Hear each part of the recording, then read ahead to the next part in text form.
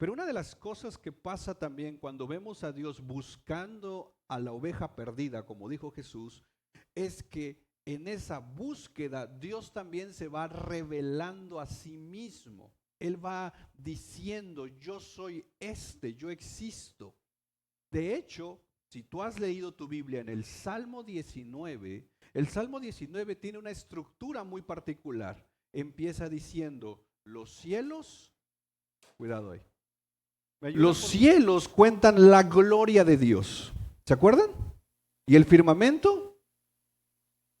A eso se le conoce comúnmente como revelación general. La creación misma está diciendo Dios existe. Pero en el mismo Salmo 19, versículos después, el salmista empieza a decir la ley de Jehová, los juicios de Jehová. Ese cambio de lenguaje en el Salmo 19 apunta a lo que se conoce como una revelación especial. Es decir, tenemos la creación misma apuntándonos a Dios, pero también tenemos una revelación especial que nos apunta a Dios. El ser humano, así no sea cristiano, no tiene pretexto para decir Dios no existe.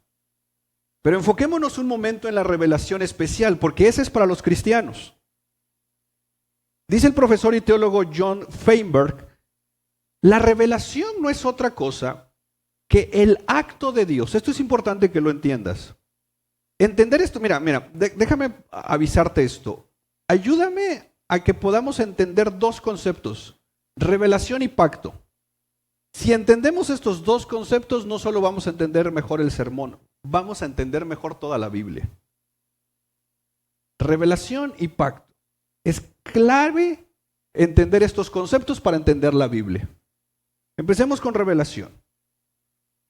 Este teólogo la define de esta manera. Revelación es el acto de Dios de comunicar a sus criaturas de forma precisa su existencia, su carácter, su voluntad y sus planes. Es decir, revelación es Dios viniendo a su criatura, es decir, nosotros para decirnos, hey, existo, este es mi carácter, mis atributos, esto es lo que voy a hacer y así lo voy a hacer. Su existencia, su carácter, su voluntad y sus planes. En otras palabras, tú y yo conocemos a Dios porque Él decidió revelarse a nosotros. Tú y yo sabemos cómo es Dios porque Él se decidió mostrarse a nosotros. De otra forma no lo conoceríamos, más que saber que Él es el creador. ¿Cómo sabes que Dios es amor? Porque Él se ha mostrado como un Dios de amor. Pero hay una característica en esta revelación. Y es que esta revelación es pactual. ¿Qué significa esto? Según la Confesión Bautista de 1689, en su capítulo 7, párrafo 1, dice, la distancia entre Dios y nosotros es tan grande que aun si nosotros le obedeciéramos todo a Dios, esa distancia seguiría siendo grande, porque Él es santo y nosotros no.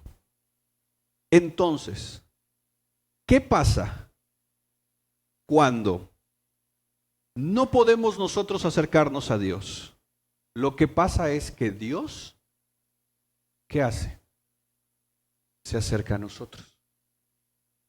Y este acercamiento a nosotros, dice la Confesión Bautista de 1689, es una condescendencia que Él tiene para nosotros, voluntaria, para tener comunión con nosotros. Y a esta condescendencia, a este Dios venir a nosotros, se le llama pacto. Revelación es un acto de Dios de comunicar de forma precisa su existencia, su carácter, su voluntad y sus planes. Pacto es el acto de Dios de condescender a nosotros para tener comunión con nosotros. Y claro, de una vez está en la Biblia, y déjame poner esto aquí. Ningún ser humano puede pactar con Dios. Porque ¿qué le vas a ofrecer a Dios para que pacte contigo? Nada. El pacto divino viene de Él, porque Él estipula lo que implica el pacto. Entonces, cuando hablamos de revelación pactual, estamos diciendo lo siguiente. Número 1, es Dios comunicándonos algo. Y 2, en esa comunicación Dios está diciendo, quiero tener comunión contigo, pero lo voy a hacer a través de un pacto. Él dice, existo. Él dice, estos son mis atributos. Él dice, esta es mi voluntad para ti. Él dice, estos son mis planes. Pero Dios no solo nos está diciendo esto como una información para que la tengamos. No, Dios no nos está informando algo. Dios está revelándose con un propósito. Que tú y yo tengamos comunión con Él. De nada serviría, ojo aquí, de nada serviría que conozcamos a Dios, pero no tengamos comunión con Él. No sé si me explico. Y curiosamente hay personas que saben mucho de Dios, pero no tienen una relación con Él. Hay personas que son expertas en la Biblia, pero no tienen una relación con Dios. Yo espero que como cristianos seamos cristianos, que uno, conozcamos a Dios, porque ese es nuestro llamado. Pero 2, que tengamos una relación con Él. Si no, nuestro conocimiento no tendría ningún sentido. Porque hay gente que se va a ir al infierno conociendo que Dios existía. Es más, déjame ponerte dos puntos aquí para ayudar a este elemento. Número 1, ¿no acaso eso fue lo que Jesús vino a hacer? El que me ve a mí, dijo, ha visto al Padre.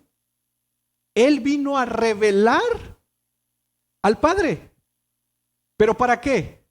Para que dijeran, ya te vi, Jesús, ya conozco al Padre, ahora ya sé que el Padre es colocho. No. ¿Qué vino a hacer Jesús? A revelarnos al Padre, pero ¿qué más? A buscar lo que se había perdido. ¿Y quiénes se perdieron? ¿Él? No. ¿Quién estaba perdido? Nosotros. Dice, es que busqué a Dios. Dios nunca ha estado perdido. Él nos buscó a nosotros. Porque nosotros éramos los que estábamos perdidos. ¿Y para qué te buscó? Para decirte, ya te encontré. No. Nos encontró para salvarnos y para restaurar lo que se había roto, nuestra relación con Él. Él se revela, pero a través de un pacto, que ese pacto no es otra cosa que nos volvamos a Él.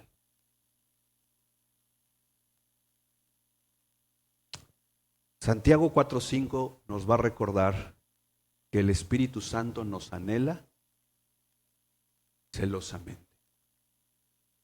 ¿Tú anhelas al Espíritu Santo? ¿Pero qué crees? Él te anhela más a ti de lo que tú a Él. Porque muchas veces nuestro anhelo por el Espíritu Santo no es tan fuerte, como decíamos el miércoles, es una convicción débil. Porque si lo anheláramos realmente fuerte, si nuestro anhelo fuera realmente fuerte, nuestra vida de oración fuera otra. Pero ¿cómo podemos decir que lo anhelamos si ni oramos?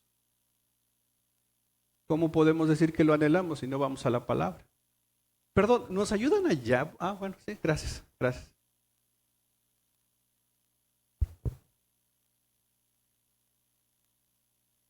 ¿Qué quiero hacer esta mañana?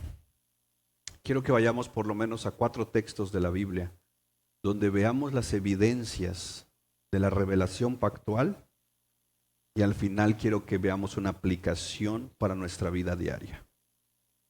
Por ahí vamos a caminar. Y empecemos con Génesis capítulo 2, y si me ayudan del verso 2 al verso 4.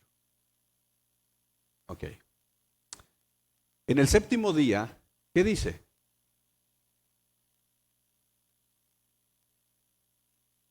¿Quién había completado la obra en el séptimo día? Quiero que veas este detalle bien importante aquí. ¿Quién había completado la obra en el séptimo día? Ok, verso 3. ¿Cómo inicia diciendo? ¿Cuál es la primera palabra aquí? Ok. En el verso 2, Dios terminó la obra en el séptimo día. A ver, los estoy perdiendo. Pasen, hermanos. No, pasen. Tomemos asiento, hermanos. Vamos. Aprovecho a tomar café.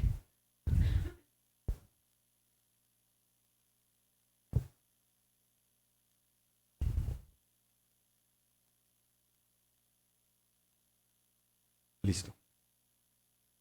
Quiero que veas este detalle en tu Biblia.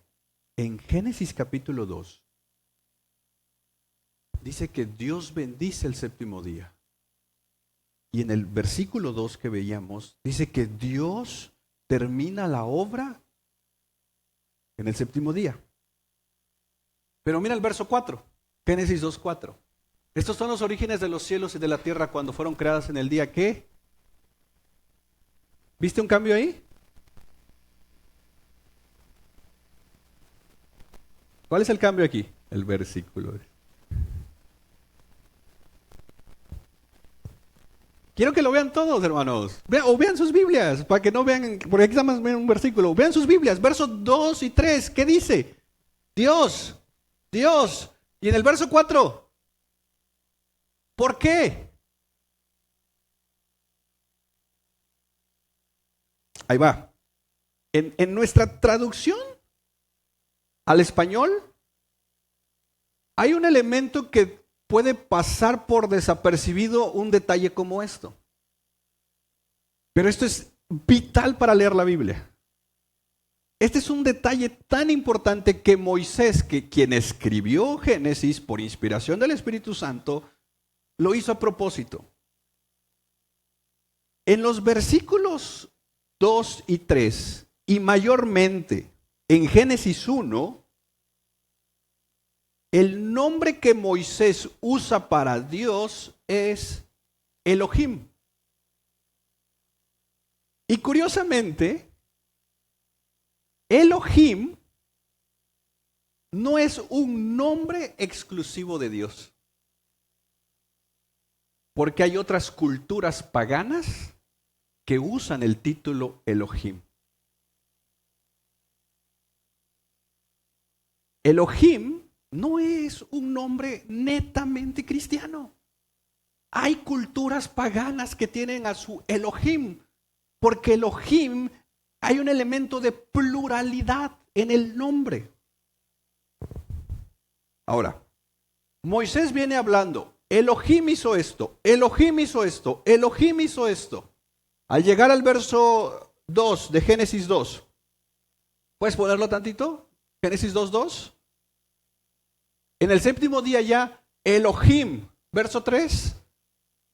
Elohim bendijo el séptimo día. Verso 4. Estos son los orígenes de los cielos y de la tierra cuando fueron creados el día en que el Señor Elohim. Pero en el hebreo no aparece Señor. En el hebreo aparece el nombre Yahvé. Entonces en el hebreo va a decir, el día en que Yahvé Elohim. Y si tú ves tu Biblia, en los versículos que sigue, Moisés va a usar Yahvé Elohim.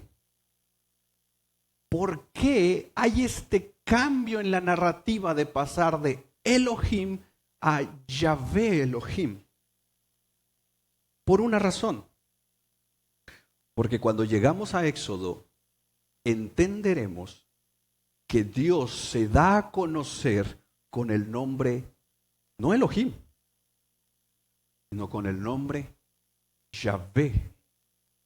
Y Yahvé es el nombre que Dios usa para precisamente hacer su pacto. Yahvé es el nombre del pacto de Dios. Richard Barceló en su teología bíblica dice, Moisés, cuando reflexiona al acto de la creación en Génesis 1 y 2, porque Moisés es quien está escribiendo Génesis, obviamente inspirado por el Espíritu Santo, y Moisés está recibiendo la revelación del Espíritu Santo, y en Génesis 1 dice, Elohim creó esto, Elohim creó aquello, Elohim hizo todas estas cosas, pero cuando empezamos con Génesis 2, que vienen ya elementos exclusivos para Adán y Eva en el Edén, Moisés deja de usar solo Elohim y empieza a usar Yahvé para recordarnos que Dios está teniendo un pacto con su creación. Y ya dijimos que es un pacto. Es Dios teniendo comunión con su pueblo. Es como que Dios pasara de Génesis 1 diciendo, mira, yo soy el creador. ¿Ves el cielo? Yo lo hice. ¿Ves las estrellas? Yo lo hice. ¿Ves la naturaleza? Yo la hice. Pero no solo soy el Dios creador, también soy el Dios de pacto. Y un pacto que yo he decidido hacer, dice Dios, es tener comunión contigo. No te hice para que simple y sencillamente camines por la vida sin mí. Yo te hice para que camines la vida y yo la voy a caminar contigo. Este es el cambio. Que ahora pasa de Elohim, el creador, a el Dios de pacto, Yahvé, que sigue siendo el creador. El mismo Dios que hizo todo es el mismo Dios que camina contigo si estás en Cristo. Pensé que ibas a decir amén, pero así es. El Dios creador está con nosotros. El Dios creador está aquí con nosotros. Bueno, si no te convence, vamos a otro texto. Génesis capítulo 9, verso 1 al 3. Génesis 9, 1 al 3. Y Dios bendijo a Noé y a sus hijos y les dijo, vean estas palabras aquí, son importantes para entender esto. Sean fecundos y multiplíquense y llenen, ¿qué cosa? La tierra. El temor y el terror de ustedes estarán sobre todos los animales de la tierra, sobre todas las aves del cielo, en todo lo que se arrastra sobre el suelo y en todos los peces del mar. En su mano son todos entregados. Verso 3. Todo lo que se mueve y tiene vida les será para alimento. Todo lo doy a ustedes como les di la hierba verde. ¿Con quién está hablando Dios aquí?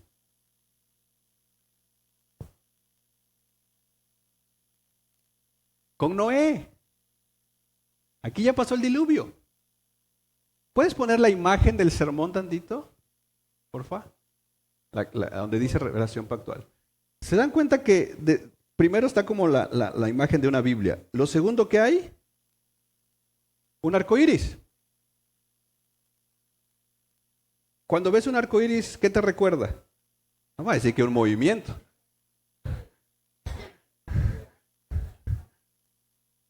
El pacto. ¿De quién? ¿De Dios contigo? ¿De quién? De Dios con Noé. A eso se le conoce comúnmente el pacto noéico. Porque lo hizo con Noé. Ahora, estas palabras que leímos de Génesis 9, 1 al 3, regresemos tantito a Génesis 1, 28 al 30. Dios los bendijo y les dijo, sean fecundos y multiplíquense, llenen la tierra y sométenla, ejerzan dominio sobre los peces del mar, sobre las aves del cielo, sobre todo ser viviente que se mueva sobre la tierra. Verso 29. También les dijo Dios, miren, yo les he dado a ustedes toda planta que da semilla que hay en la superficie de toda la tierra y todo árbol que tiene fruto que da semilla, esto les servirá de alimento. Verso 30. Y a todo animal de la tierra, a toda ave del cielo y a todo lo que se mueva sobre la tierra y que tiene vida, les he dado toda planta verde para alimento. ¿Aquí con quién está hablando Dios? Con Adán, con Eva. Entonces, las mismas palabras que Dios le dijo a Adán y a Eva en el Edén son las mismas palabras que Dios le está diciendo a Noé en Génesis 9 cuando está haciendo un pacto con Dios. O sea, Dios con Noé. Es más, si traes tu Biblia, busca tantito Génesis 9. Sobre todo Biblias físicas quizás. Ya casi no traemos, ¿verdad? Hay algunas Biblias que arriba de Génesis 9 hay un título. ¿Qué? Pacto de Dios con Noé. Entonces, las palabras que Dios está usando con Noé para hacer un pacto, ¿dónde las usó anteriormente? Con Adán y Eva. Es el mismo lenguaje pactual. Dios diciéndole a Noé, voy a hacer esto, te toca hacer esto, esto es para ti. Fue el mismo lenguaje de Génesis. Y ya dijimos, no pierdas esta idea de tu cabeza. Pacto es Dios queriendo tener comunión con nosotros. Significa que desde Génesis, antes de la caída, ya Dios estaba haciendo un pacto con nosotros. Dios revelándose, diciendo, todo esto lo hice, sí, para que tú vivas aquí, pero no pongas tu mirada en la creación, pon tu mirada en mí. Yo te puse aquí para que entonces, y eso es lo que pasaba en Génesis 1 y 2, Dios venía ¿para qué? Para tener comunión con Adán y Eva. Cuando el pecado pasa el diluvio, ahora Dios viene con Noé diciendo, mira, ya las aguas se secaron, ya hay todo esto. Esto es para que tú vivas. Pero en medio de todo esto, no pongas tu mirada en todas estas cosas. Yo quiero tener comunión contigo. Ese es nuestro Dios. Dios te ha bendecido con tantas cosas, pero no para que pongamos nuestra mirada en las cosas, sino para que pongamos nuestra mirada en Él, que quiere tener comunión con nosotros. No nos emociona eso, pero está bien. Génesis capítulo 2, verso 16 y 17.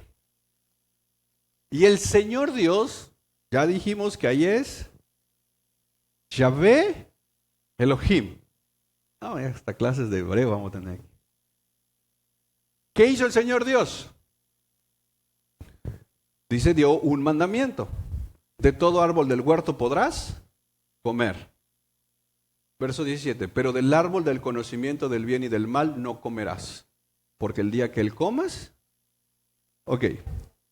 este lenguaje de te doy un mandamiento, ¿cuál es el mandamiento? No comas, ¿verdad? Si comes, hay una consecuencia. Y si no comes, también. Este es lenguaje pactual. ¿Dónde vemos este lenguaje? El no comerás que aparece aquí. ¿Puedes poner otra vez la imagen del sermón, la de revelación pactual? ¿Cuál es la segunda imagen, la que está a la mitad? Como las tablas de la ley.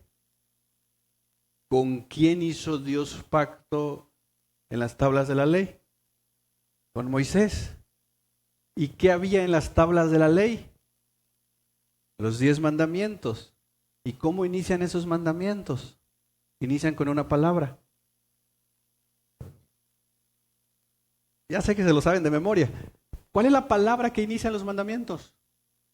No.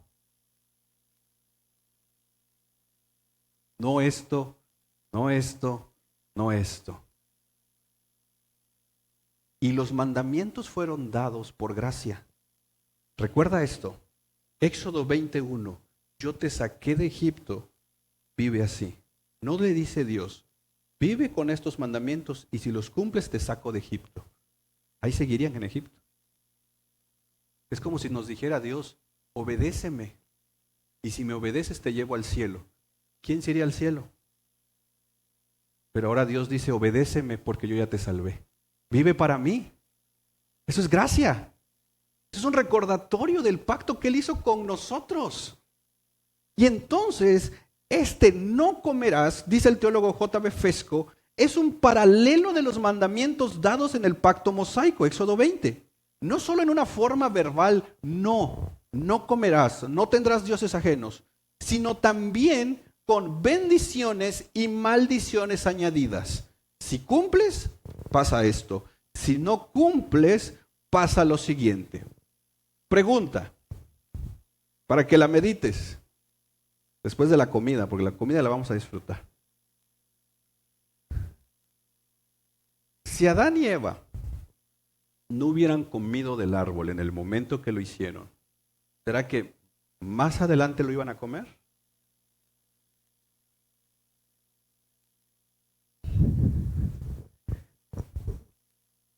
Lo bueno que no soy así.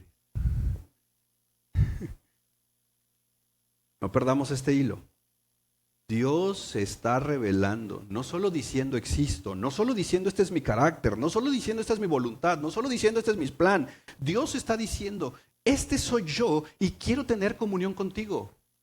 Tan así te amo que mandé a mi hijo por ti.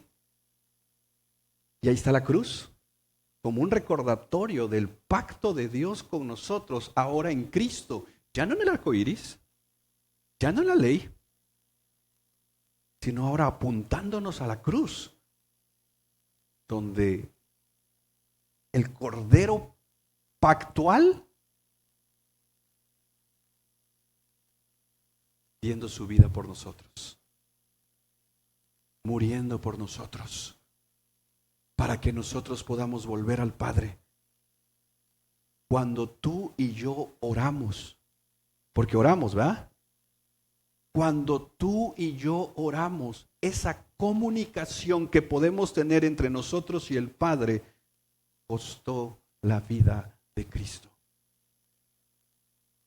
Cuán fácil nos olvidamos de eso. Cuando tú y yo vamos a la Biblia, la abrimos y nuestros ojos son iluminados por el Espíritu Santo y vemos las verdades en la Escritura, eso puede ser posible porque costó la vida de Cristo. Para que tú y yo podamos tener comunión con el Padre, Cristo vino a dar su vida por nosotros. Pero veamos un último enfoque de esta revelación pactual. Regresemos nuevamente a Génesis 2:24.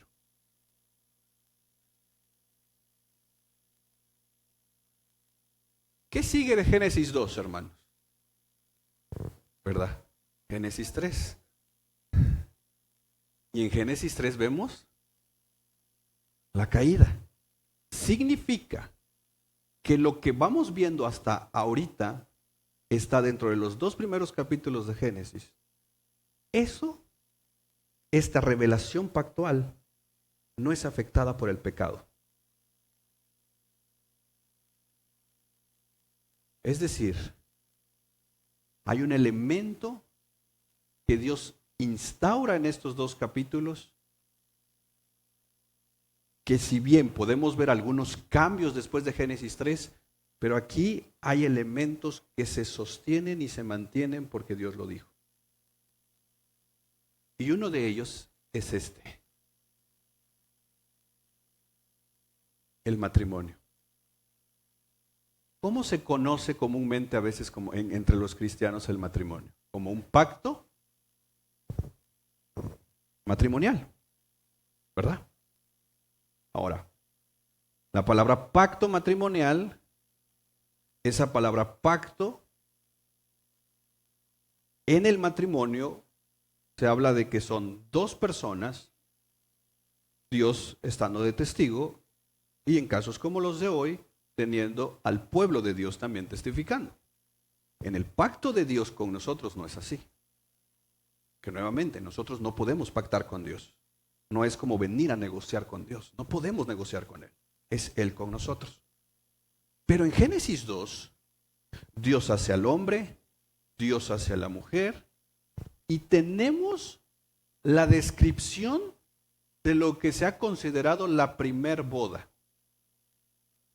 Y aquí cabe recalcar esto, que entonces el matrimonio no es una construcción humana, no es una idea del hombre.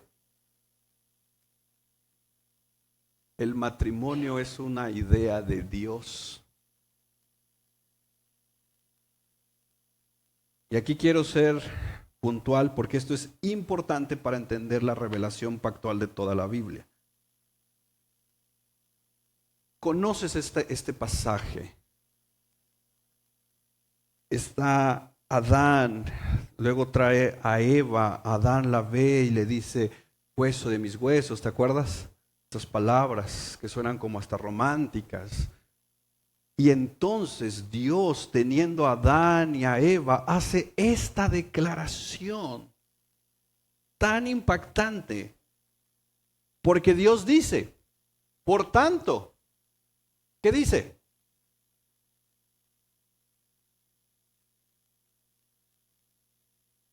¿Pero quién es su papá y mamá de Adán y Eva, pues?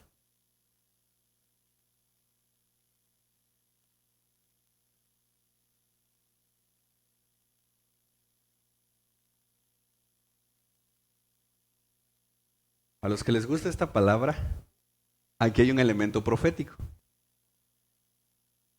pero que descansa nuevamente en la revelación pactual.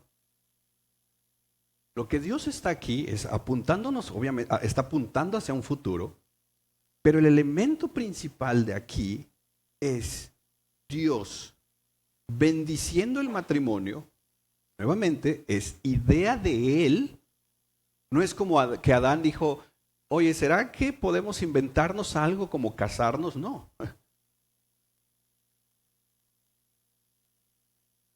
Dios está instituyendo el matrimonio para decirnos algo en esta unión. Dios no está diciendo estas palabras solamente para que entonces filosofemos y digamos, mira, el papá de Adán, el papá de Eva. No. La idea central de esta unión es el pacto. Como Dios está revelándose de manera pactual, lo que entonces ahora quiere Dios, nosotros que estamos leyendo Génesis, es seamos testigos de esta unión de Adán y Eva en el día de su boda, que nos está apuntando a algo más glorioso. Y quiero hacer aquí un paréntesis. Porque como iglesia cristiana, muchas veces hemos fallado en suponer que Dios bendice la unión libre. Mis hermanos, la unión libre es un pecado. Y es impensable pensar, vaya, que Dios va a bendecir una unión libre cuando Él mismo instituyó el matrimonio. Hermanos, el matrimonio no es solamente una idea, miren, voy a ponerme ahí, habemos personas que al rato que estamos en unión libre o que no nos hemos querido casar, porque ¿sabes cuál es nuestra preocupación? Es que no tengo dinero para la fiesta. Preferimos tener una fiesta y como no tengo dinero para la fiesta, sigo pecando. Cuando nuestra primer preocupación debería ser, no me importa si hay fiesta o no, me importa tener mi relación con Cristo bien. Pero qué triste es que algunos que decimos ser cristianos seguimos viviendo en pecado y oramos y ayunamos y hacemos esto y hacemos lo otro, pensando que Dios nos va a bendecir. Dios no bendice la desobediencia. Pero a veces nosotros sí, no pasa nada, dale. No, hermanos, perdón que se los diga, pero la unión libre es un pecado. Y es una ofensa al pacto que Dios está instituyendo aquí. Y si alguien me viene y me dice, pero ese es el Antiguo Testamento, vámonos al Nuevo. Mateo 19:5. ¿Qué dijo Jesús? Ahí está. En el tiempo de Jesús habían dos corrientes de pensamiento. Los que decían que el hombre se puede divorciar por cualquier cosa. Mira, habían cartas de divorcio en el tiempo de Jesús porque a la mujer se le quemaba la tortilla. ¿De verdad? ¿De verdad? La carta de divorcio, había una escuela, así se le llaman, una escuela de pensamiento en el tiempo de Jesús, que los divorcios, las cartas de divorcio se daban ¿por qué? Y había otra escuela de pensamiento que simple y sencillamente no permitían el divorcio. Y entonces esta plebe quieren venir con Jesús y quieren traer esta prueba y quieren probarlo, y entonces le pregunta, ¿qué va a pasar con esto? ¿Tú qué dices? ¿Y qué hace Jesús? Por esta razón, ¿el hombre qué hará?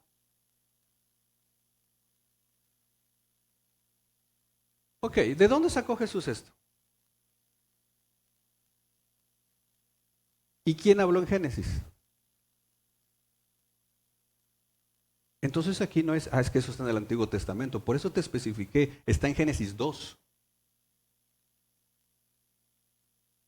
Ni siquiera está en la ley de Moisés o en la de Noé. Y Jesús retoma esto cuando están hablando de un tema, que es el divorcio. Nuevamente. Y sí, es un tema complicado que no es el momento para profundizar en esto, llegará el momento donde tengamos que hablar de esto, pero lo que yo quiero que veas es que Jesús se posiciona en un texto que se dijo en Génesis 2.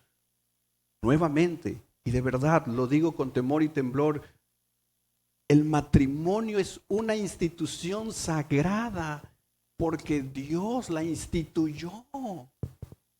Esto no es un juego de que si me quiero o no me quiero casar. Es que si Dios ya te instituyó con una pareja, cásate. No sigas desobedeciendo a Dios. Está en juego tu salvación. ¿Por qué? Porque no es posible que abiertamente estemos viviendo en desobediencia a Dios. Y lo peor de todo, que muchos alentamos eso. Y como diría un proverbio 820, ¿cómo es el mismo pecador que jala la pata? ¿Cómo es? ¿O que mata la vaca? ¿Cómo es? Es el mismo que mata la vaca, que jala la pata, algo así. Si yo aliento eso, me vuelvo cómplice de eso.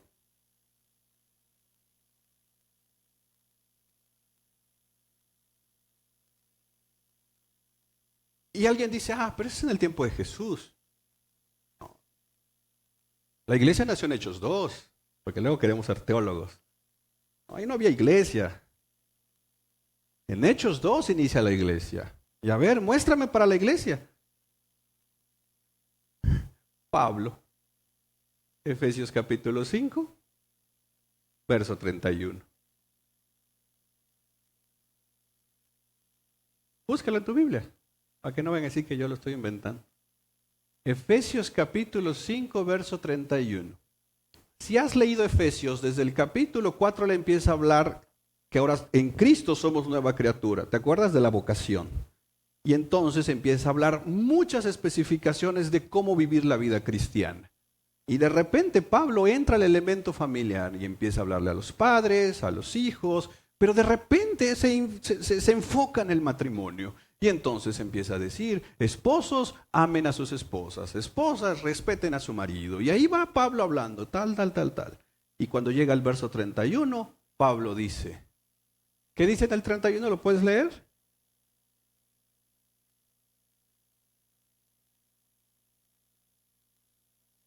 ¿De dónde sacó Pablo esto? Dices, de Jesús. ¿Y de dónde tomó Jesús las palabras? Del Edén.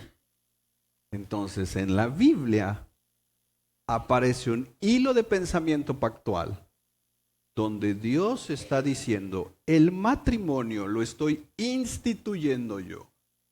Por eso es que lo debemos honrar. Porque es una idea de Dios que está ¿cómo decirlo? Está apuntándonos a algo más glorioso. El matrimonio debemos honrarlo porque es una institución hecha por Dios que aparece en Génesis 2, Jesús la retoma, Pablo la establece, pero Pablo va a agregarnos algo importante. Mira el verso 32 de Efesios 5. Pablo dice, grande es este misterio. ¿Qué misterio? Es el que está hablando en los versos anteriores. ¿Y qué ha estado hablando en los versos anteriores? El matrimonio. La relación esposo-esposa. Y entonces Pablo dice, pero hablo con referencia a qué. Entonces Pablo está tomando las palabras dadas en el Edén, en esa primer boda, para decirnos, oigan, cuando lean Génesis 2 y vean la primer boda, por favor no pierdan de vista que la unión de Adán y Eva apuntaban a algo más glorioso, y eso algo más glorioso y hermoso es la unión de Cristo con su iglesia, el perfecto Adán con su novia, que es la iglesia, y que es una de las cosas que va a pasar según Apocalipsis cuando estemos en el cielo todos. Las bodas, empieza con una boda y va a concluir con una boda. Y nosotros, deshonrando el matrimonio, haciendo las cosas como queremos. Cuando el lenguaje bíblico está cargado de este pacto. Cuando vemos la primer boda en Génesis, debemos de ver, por eso te decía de este lenguaje profético de Génesis 2, porque debemos de ver también esta revelación pactual. Es Dios diciendo, estoy instituyendo un matrimonio, estoy casando a la primer pareja, porque cuando vean esta primer pareja, quiero que también vean cómo un día mi hijo se unirá con ustedes, la iglesia. Y se logró en un pacto, pero ahora fue un pacto que Jeremías le llama el nuevo pacto. Y ese pacto fue escrito con sangre, que fue la sangre de Cristo. Tú y yo no estamos invitados a las bodas del Cordero, tú y yo somos la novia del Cordero. Si estás en Cristo. Si no, no estarás ahí.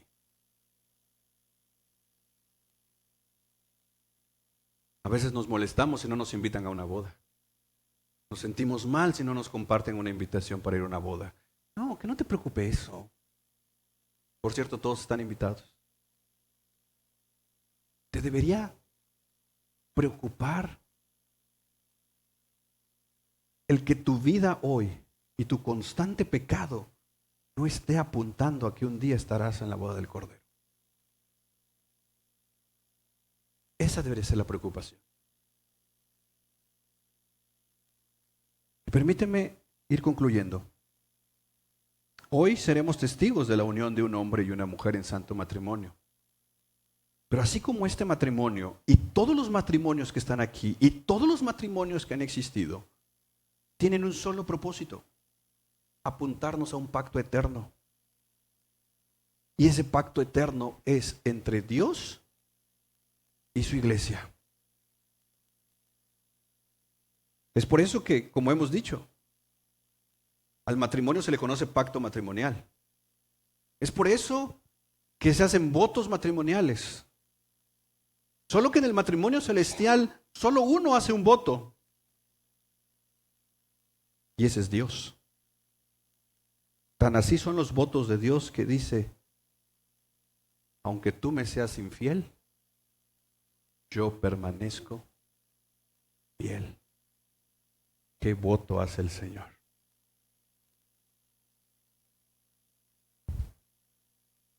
Aunque todos te abandonen, dice Dios, yo no te voy a abandonar.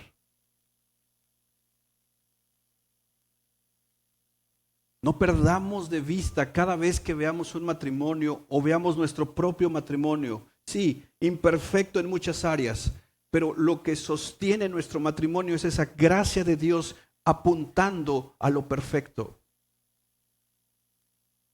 apuntando a lo glorioso.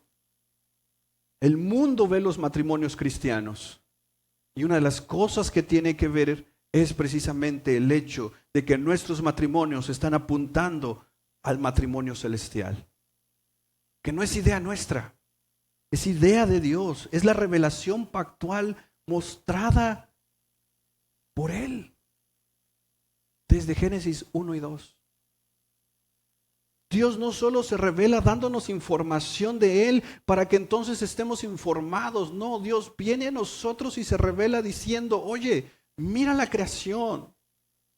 Mira el lenguaje de los pactos con Noé y con Moisés. Pero ahora mira una boda, mira un matrimonio, mira lo que yo hago en esta unión humana. Quiero que veas también cómo yo te estoy esperando para cuando tú vengas. Tan así te estoy esperando, dice Dios, que yo voy a ir por ti. Y estamos esperando que el novio venga por nosotros. Ese es nuestro Dios. Vale la pena examinarnos cómo estamos caminando. Vale la pena también como matrimonios doblar nuestras rodillas, clamar por sabiduría para que nuestros matrimonios desde nuestras imperfecciones testifiquen. Y si tú no estás casado, no sé qué estás esperando. Ojalá Dios te regalara la convicción genuina de pecado para poder decir, me tengo que casar por obediencia a Dios. Por favor, si este es tu caso, ya no vivas en pecado. Honra a Dios tomando decisiones sabias.